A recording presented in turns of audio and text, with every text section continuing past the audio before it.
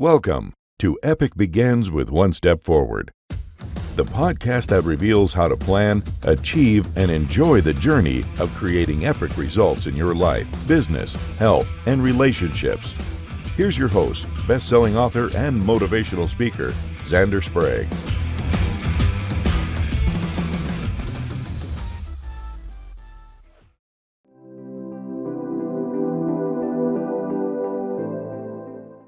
Hey there, campers. This is Zander, and Epic begins with one step forward. Today, I am lucky enough to have a good friend of mine, Dr. Hallward, a psychiatrist in Maine and the founder of Safe Space Radio, to have a conversation with us about Epic in her life. Welcome, Ann. Thank you, Zander. What a pleasure to be doing this with you. I'm really excited about where we can take it together.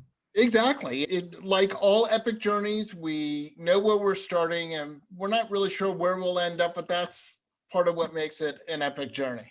We're doing it live right now together. Exactly. Anything that you want to start off with, let people know about who you are, what you do, or anything?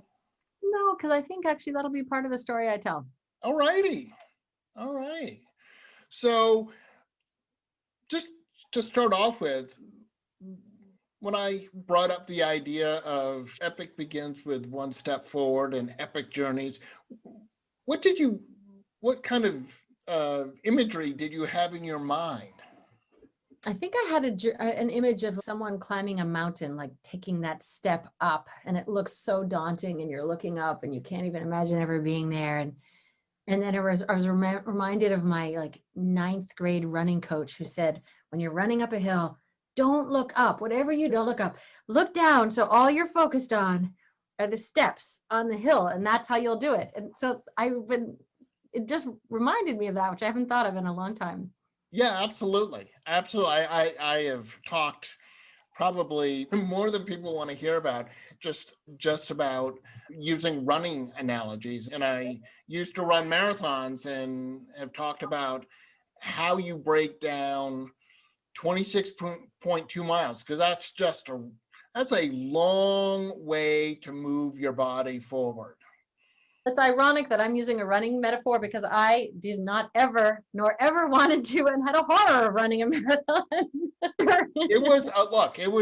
Again, that was one of those things that growing up, I always thought about doing, but never thought, I had no idea how I would ever do that. And then I, 38, decided that it was something that I was ready to tackle, and I did. And it really, each and every time was its own epic journey. And there is a lot that goes into that, but not just talk about athletics and stuff, but just our lives in general I think oftentimes we have things that we really want to do, we dream of.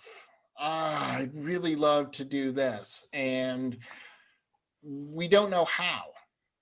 And we don't know, we could maybe see where we want to end up, but we have no idea how we're going to get there. And sometimes it seems daunting and overwhelming because we think about all the steps that are necessary. But ultimately, even in this multitasky, multi-core world that we live in, we are ultimately just single core minds. So we can really only do one thing at a time. I've yet to meet, I was doing counseling in a high school, and I was talking to kids all the time, teenagers, about doing homework. And I said, I have yet to meet the teenager who can do math with their left hand and write an essay with the right hand. You can only do one homework at a time. And you and I, both being in mental health, help people all the time, and they're overwhelmed by a multitude of issues, but ultimately you got to deal with one issue at a time, even if it's only for a half hour, and then next half hour you deal with this next thing, because everything does combine. But I am talking way too much, Ann, and I'm here to have you talk. So you have a story for us. You asked me to think of a story where I wanted to take on an epic journey and I had to take one step at a time. And so I do have a story, yes. And the story is, as you were talking earlier, I was thinking to myself, maybe it's easier the less about the journey you're about to take on because you're not as overwhelmed because you have no idea how many steps there are ahead of you. Yeah. So it's a story about me wanting to do something about which I knew almost nothing. And I think that saved me, ironically. So the story is I had completed my training as a psychiatrist and I was starting in practice seeing patients. And I was surprised to hear that almost no matter what someone was coming to see me for, depression, alcoholism, trauma, anxiety, the heart of their suffering was the same. That what they reported to me was this terrible feeling inside of weakness, defectiveness, failure that they feared made them unlovable. And so whether it was depression and they felt like I'm failing at mind over matter, I should just pick up myself by my bootstraps, all that pressure that's in our culture, or alcoholism, it's a moral failing, it's a weakness, a trauma, someone would feel like damaged goods, that they had just been contaminated, they could never be lovable again. It was just devastating. But the core of the suffering was the same, was this feeling of not being lovable, being bad, Mm-hmm. that you had to hide it. That because if people really knew this about you, you wouldn't be lovable. They would want to get away from you. Yeah. And I started thinking, wow, this is a public health emergency. This is at the heart of suicide. This is at the heart of addiction, this terrible need to get away from that feeling of shame and self-hatred. So I thought I need to come up with a public health solution to the problem of shame. I didn't have any training in public health. I knew that was like public health referred to things that affect large groups of people. That's all I knew. A line in your textbook that you knew. Yeah, right. So I knew, so I can't overstate how little I knew.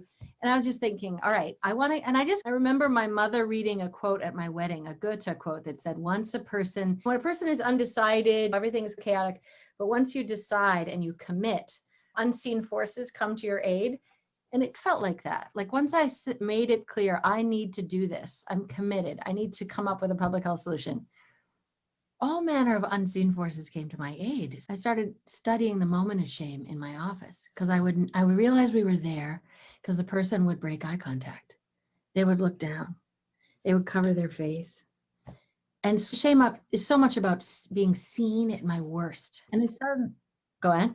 I was going to say, one of the things that my experience, and I don't have as much as you, but when in doing my training and stuff for my licensing, is we are the meanest person in our life. We say that just the self-talk that goes on in here, and that I think goes right into the shame. We are so devastatingly mean to ourselves. We say the worst possible things. And I will bring this up when I hear this happening. I'll say to my clients, what if your best friend said something that was like 1/100th as mean as what you just said about yourself, about what you think about yourself? And they are like, oh my God, I'd be devastated. I remember someone giving a talk saying, if you were sitting in a cafe or a restaurant and you overheard at the table next to you a parent talking to their child the way that you talk to yourself, you would be so sickened. Honestly, you couldn't eat another bite and you would have to leave the restaurant. Oh, no doubt. And it was like, that really helped me get it. Wow. Yeah, mean is the word, man. Bordering on abusive. Yes. We are, honestly, our own self-talk is horrendous. Yes. And that, I think, is where that's part of the shame talk. I agree. And it's part of why we retreat and hide, which leaves us alone with our worst suffering. And so that was part of why I felt like I've got to do something about this, but how to reduce shame. And so when I noticed that people broke eye contact and looked away and covered their face, I think I was on a walk with a friend and it suddenly occurred to me, the way to do it is radio, because the guest, unlike daytime TV, where it's like everything has to do with their outfit and their hair and their weight and all this visual scrutiny is just a nightmare. Radio, the guest is not being seen.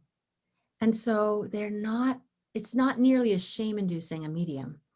And then the listener to radio, unlike TV, we watch TV with each other and we comment and we laugh. Radio, you almost always listen alone. Yeah. Often on the car, on a treadmill, washing dishes, you're alone. And so you can listen to things that people might think were shameful. If you're struggling with a sexual difficulty and you want help, but you don't really want your whole family to hear you listening to this talk about sexual difficulties. Yeah. Radio is the perfect way to do it. It's private. So there's this intimacy and privacy to it that is not so much focused on shame. So I was like, radio.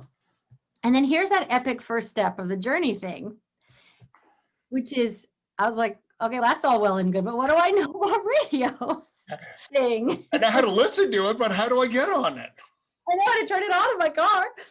So here's my first step. So I guess the first step was making the commitment. I want to do this. Right. And then everything followed. So my first step was the clarity about what do I really believe in and value and want to do. The second step was making a decision that the format was radio. But the third step was research, starting to learn because I didn't know anything. So what I did was I went on the web and Googled every radio station in Southern Maine, where I live outside of Portland, and read their mission statement. Because it was like, let's see if there's a radio station that has a mission about including marginalized voices or silenced voices or members of the community. Mm-hmm. Anyway, I found this radio station that offered trainings to members of the community.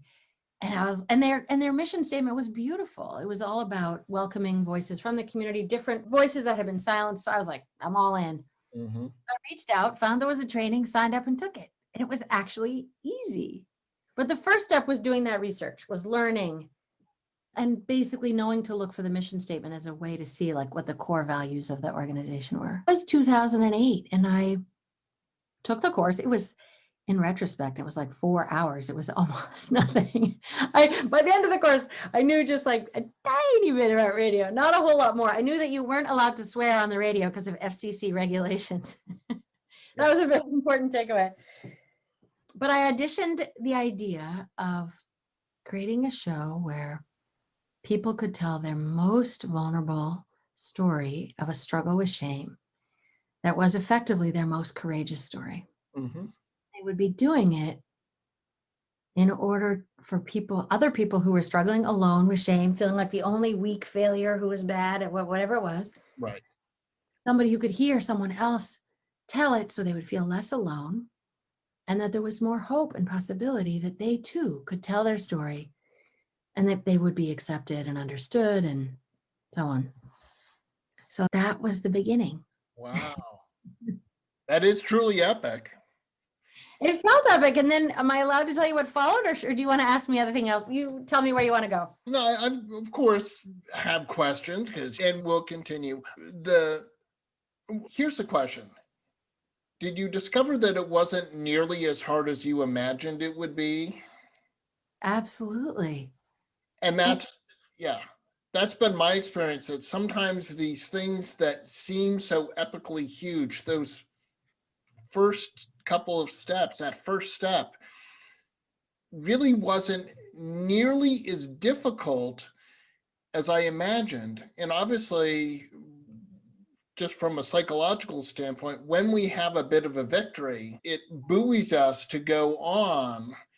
And then when we do hit a roadblock, at least we have some positive that we can go, this worked and I did this and I took my radio course and that was good. So that if you then pitch the idea and that station says, no, I don't think so, you're not like, okay, that's it. I think that's right. I've been doing a lot of research recently into the forces that support courage and in a person, because I think telling a shameful story is a very courageous act. And I interviewed this very senior psychiatrist who I admire very much. His name is R.J. Lifton. And he's written countless books, and including a book about going to visit Auschwitz right after World War II, and interviewing a number of the Nazi officers and the prison doctors and trying to understand, like, Right. how did you do this? But he's done things like that all over. And I said to him, I asked him, how did you keep doing these really brave, hard things? And he said, I came to think of myself as a person who did that. And and that's aligned with what you're saying, Zander. Like the early little steps begin to inform your sense of yourself as someone who can do it. And it has this wonderful snowball effect that is just, it feeds on itself. It does. It does. Yes. And it's, I think, so important for us to, just everybody to keep in mind. I came up with this thing. I call it the 97-3 rule. Okay. Taking notes here. Yeah, go on. 97% of your day, Ann, is good. 3% isn't as good. Okay. But we tend to focus on the 3% and ignore the 97% that went well. Yes. And I'm like, why? There's so much positive that you can point to, so many victories, so many heroic things that you did today that got you here. Yes, stuff does go bad. And we all have days where that 3% is an enormous, it's hard to say what that 97 is because we have bad days. And however, I really do believe that for most of us, there's so much more going right. And I wonder, being a historian, I always look back at stuff and go, what historical reason is there for this? And I wonder here in the United States, especially in New England, there is this underlying puritanical belief system that we have to suffer in order for our life to have meaning and to get to heaven, basically, right? And even though I don't live in New England anymore, I fight this every day. I still am, that there is that, honestly, people from New England are never happier than when they're suffering the most. Being a Red Sox fan until 2004 is a absolute perfect example of almost getting what you want, not getting it, and somehow being okay and saying, that's my lot in life, right? You live in Maine. It is beautiful, but it is what I call living 10 months for 2 months. You're living for 2 months of decent weather, and the rest of the time it is cold. There is Arctic vortexes, there's horse flies, the roads are crammed at fall with all the leaf peepers, so it takes you 4 times as long to get into Portland because there are all these people, and the hand goes out, points to the like 1 billionth oak tree that has changed colors, right? Leander, you are so funny. See, as a Mainer, I'm thinking, no, that's not fair at all. It's the 2 months of late fall and the 2 months of early spring that are rough. The rest of them, 8 months of 4 months of, there's some really thing. Because from a Maine perspective, but you went to live in a place with earthquakes and wildfires. What are you thinking, Zander? There, and let me tell you, as a Mainer, I think that Maine state motto should be, thanks for coming, now leave. I know. You're really good with accents. Okay, so you know what? I want to come back to your 97-3 rule. Yeah. I think you're onto something that neuroscience is also investigating. Yeah. And they call it the negativity bias. And the idea is that the amygdala, the part of your brain that is very focused on the emotional meaning of events and that is scanning, is very focused on the most painful things that have ever happened to you in order to try to protect you from them happening again. So the amygdala, this is actually wired into our brain. I don't think it has to do with what region of the country we live in. Well, I get that.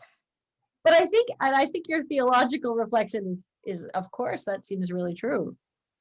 But I think that it's the body's attempt to protect itself, that we focus so much on what hurt us to try to spare us suffering. So there's a good intention there. Absolutely. But I do think that we tend to focus in on all these things that aren't, that one or two things that didn't go right. And Yeah. yet there's so much other stuff Yeah. that is going right. Yeah. And it's stuff that I think we tend to overlook. And in that 3%, I guarantee some of that there's shame in there. So we'll get back to the shame in just, but my point is that I try and point out, look, I got up this morning, I took a walk. I know you took a walk before you and I talked, right? You saw beautiful things. It was great. But if you went to get on this meeting and your camera wasn't working or your internet wasn't working or whatever, you might focus and say, oh, it was terrible. I was having a problem with the internet and stuff, somehow completely forgetting all the beauty that you just saw and say, my day wasn't good because my internet didn't work. Completely forgetting that maybe you had a delicious meal.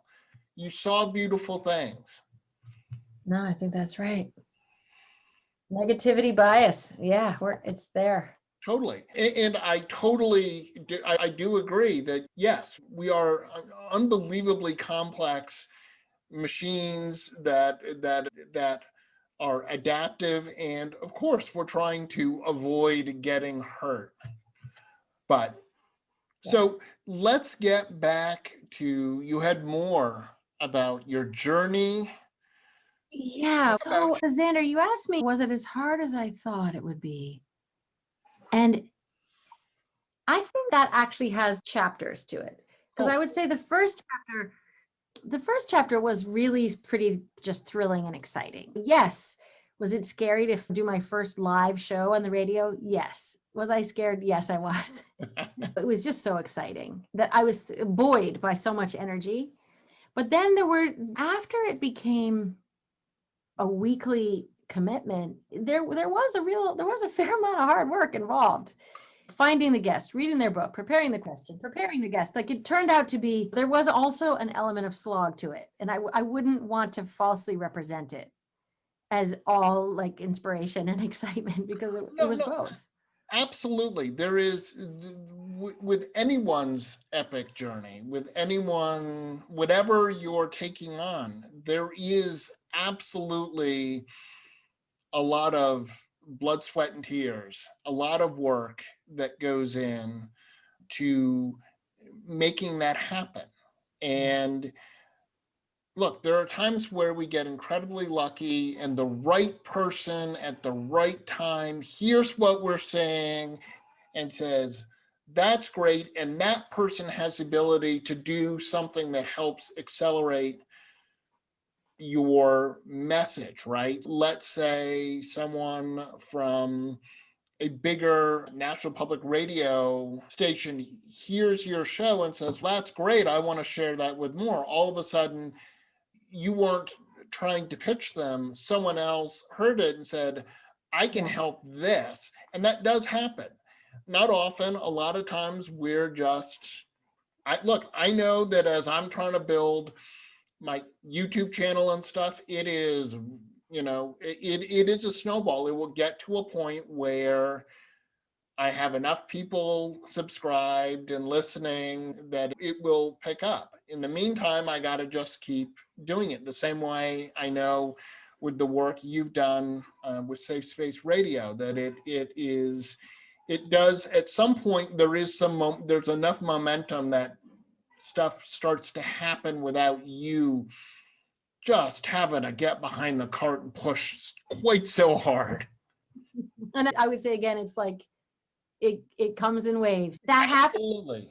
And you ride it for a while, and then you're back behind the cart and you're pushing again. No, absolutely. And there isn't, but there's a certain amount of fun in the slog. Yeah, mostly. I mean, I've been doing it for 12 years now. So I would say that Some moments are so fun and so moving, so incredibly moving, so Yeah. inspiring, touch my heart so deeply. And other times there's a lot of grant writing and fundraising and admin and board meetings. And there's things that are really less fun. So there's Yeah, a range. Yeah. there is. It's just And hopefully we all get, I mean, I know my goal is to try and get to a point where I can have the people who are better at those jobs, the admin, the marketing, yes, we should share somebody. Let's and hire someone together. just because they do that much easier and our energy is much better used, our time is better used to be going out and doing those things. And I also think part of that epic journey is as you start on it, you think about what equipment do I need for my journey, and oftentimes we have no idea, and then all of a sudden you go, gosh, if we go back to your, climbing a mountain, right, analogy, you start off and you have no idea, and maybe you got hiking boots and some water, but then as you're going along, you're like, walking stick would actually be really helpful. And Right. maybe a compass that sort of at least lets me know what direction I'm going in. I was thinking some chocolate gorp would be really good too. Chocolate gorp would be definitely really good. But again, as we're on these journeys, we do become aware. And sometimes you go in and go, look, I definitely know I need some gorp and I need hiking boots and I need a backpack. And so you come in because your life experience or whatever, just thinking about it for a moment says, I probably need these things. Mhm. But yes, as we are, I know you long to be able to just do the radio part, do that part, and not get Yes. burdened down with all of the marketing and stuff, because although you can do it and I can do it, it's not my forte. It's not where I really want to spend my time. I want to spend my time doing stuff like this. Me too. Exactly. Because this is the fun part. Yeah, when you find a really good person, or if I do, maybe, I'll let you know. Absolutely. Absolutely. It depends how good they are. Because sometimes you're like, oh, okay, I'm sorry, Zander. I really haven't. No, I'm still searching. Yeah, you're I doing think it. I'm gonna Am I remembering correct, Anne, that when it comes to talking about shame, did you do a TEDx talk on shame? Yes, I did. Oh, look at that. I was like, I'm pretty sure I saw you do that. Yeah, you And I did. watched it, but then did you do the TEDx on it? So I figured I'd throw it out and perhaps be wrong, but I was right. I did. And it was in some ways talking about this, about what I've learned about, I talked about safe space radio and shame and so on. But I also learned that two things about the power of telling silenced, shamed stories. Mm. One is that it is perhaps one of the most generous things you can do. When you tell a story that is really vulnerable, it is a gift to the people and it's also the way that we connect. I live in Maine, which is one of the whitest states in the country. And we did a series on refugees and asylum seekers here in Maine. Right. And these were all, and we focused on the women particularly. They were all women of color who had suffered torture, fled for their life, really just grim beyond grim. And we asked our listeners at the end of hearing her story, even though her story is very different from yours, could you identify with her? And 93% of people said yes. Yeah. Like, you wouldn't guess that, but when we tell our most vulnerable story, that's where we connect as humans. Like, basically the most intimate, the most personal is the most universal. And that's the place that we can connect. So I've really learned that vulnerable stories are simultaneously very generous and very connecting. Right. And also that they lead to social change, that silent stories are inevitably connected to two things: our health. Like, I've learned there isn't a subject that's hard to talk about that doesn't affect your health. Absolutely. Which is fascinating. I didn't really know that before I started. And then secondly, that when we begin to bring these stories out into the open, it starts to change the world. It starts to change the structure of things. It does. And I know you know this, and I think people watching may or may not know this. I do talk about it, but one of the areas that I work on is raising awareness for sibling survivors. Yes. And actually, we're coming up on Wednesday, will be the 4th anniversary of Lucy's murder. But there is so much silence for sibling survivors. I have talked to you about it. I did an interview with you about it. I think it's amazing, because having done some research by looking at US Census Bureau data and data on daily death rates, and then doing some loose extrapolation of saying if there were this many people died and the average of about 2 children per household, that means that you theoretically have, and I usually underestimate the number. The number is really about 1.3 million new sibling survivors in the US every year. And that's simply taking a direct, this many people died, here's the number of average siblings, and doing some statistical math to come up with that. But let's call it 1 million new sibling survivors every year. And nobody is asking how the siblings are doing. And your longest relationship in your life is with your siblings. All these people who aren't having their grief acknowledged, what is the health impact on those people? What is the unrecognized, unacknowledged grief? I can speak personally and simply say, people kept asking how my parents were, but no one asked how I was. And I had probably about a 2-year period where I thought my loss was less significant than my parents. And it's different, but it's no less significant. And so there was some of that shame of, I have this loss, but my parents is more important, but it's not.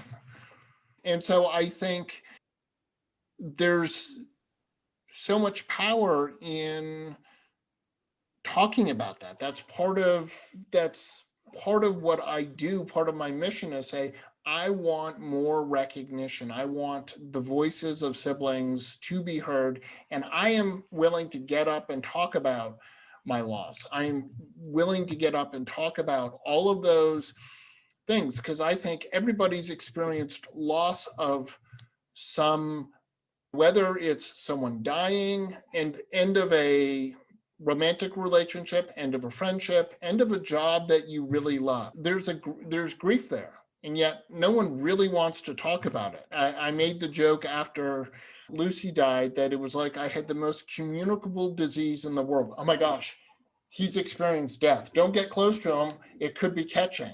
No, it's not. Maybe with COVID it is, but that's something totally different. So Zander, is it breaking form? May I ask you a question? Absolutely. Okay. So I'm wondering, even though we've had this conversation before and I've read your book, both of which really touched me, even so I want to ask this, which is, in those 2 years when you were believing, based on everyone asking about your parents, that your loss was not as significant as theirs, did you ever go to the sort of place of shame of what's wrong with me, that actually it really does feel as significant? Did you struggle at all with blaming yourself for not getting over it because of that? I'd like to say that I realized that I would always be working my way through this and not getting over it. Yes. I think that's a tyranny. The fantasy of getting over it is a tyranny that people in our profession reinforce. Absolutely. I couldn't agree with you more, Zander. The biggest losses of our lives, we carry them tenderly through our days. And some days we're doing better with working through it, and other days we're not. And I think there was definitely that struggle of people not asking how I was. Yeah. And luckily, and I hope I never do, have to know what my parents went through. My mom's still going through with the loss, but not not having something so monumental in my life being no one recognizing that I too also experienced a loss. It wasn't just my parents. It's this idea that it's all about the parents. And I'm honestly on this campaign to be quite vocal and say, I want the conversation to be, how are your parents? How are you? How are your siblings doing? How is the family doing? And there is that sort of saying that the worst thing a parent can do is have to bury their child. Absolutely. I can't even begin to, I don't even, if that thought comes into my head, I'm like, no, don't even want to think about, work that through. Because you honestly have no idea. And you don't want to have an idea of what that's like. But losing your sibling is, a really good friend of mine, Dr. Heidi Horsley, says that when you lose a sibling, not only do you lose your past and your present, but you also lose your future. And I think that's really true. And Yes.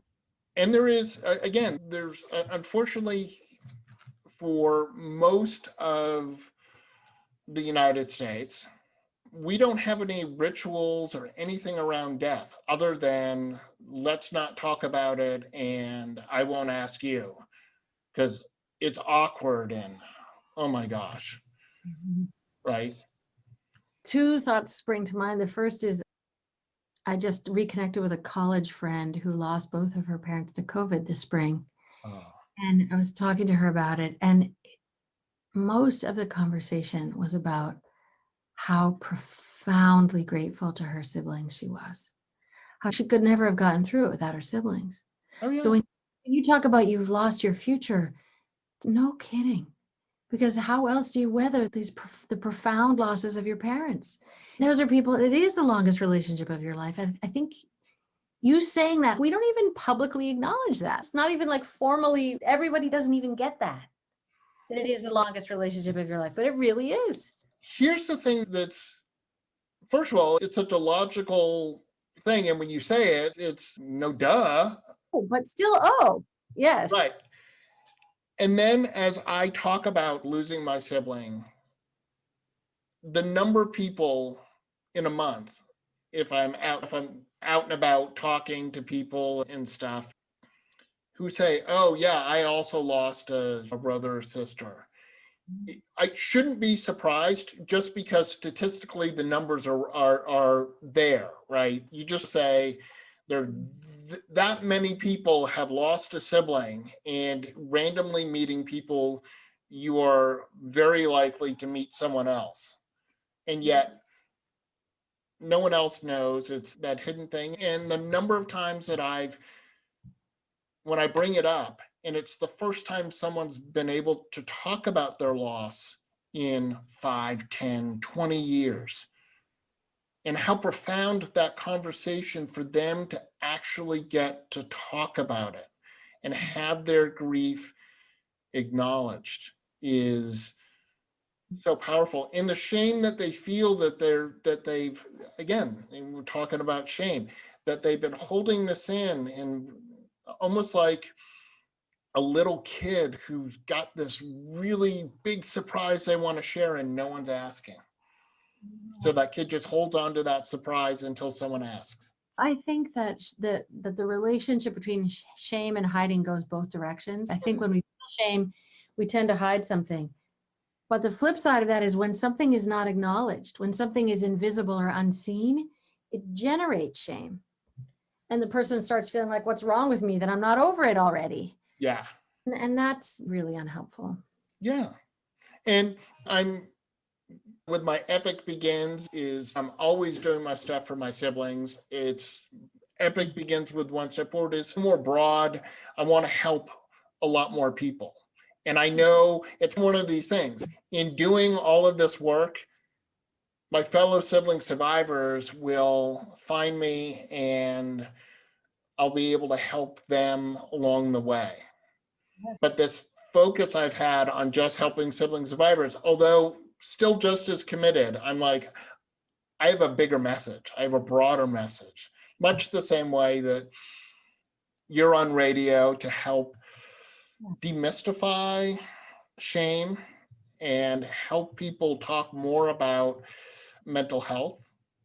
I think I really admire you. I think it's great that you're out there helping to raise the conversation, because you and I both know that there are so many people who struggle with a myriad of mental health, and I hate to say disorders, but our profession says that we have to say disorders, even though if that many people have depression or anxiety or whatever, how is it a disorder if everyone's got it? It's like the dysfunctional family. And I'm like, you show me a functional family, really?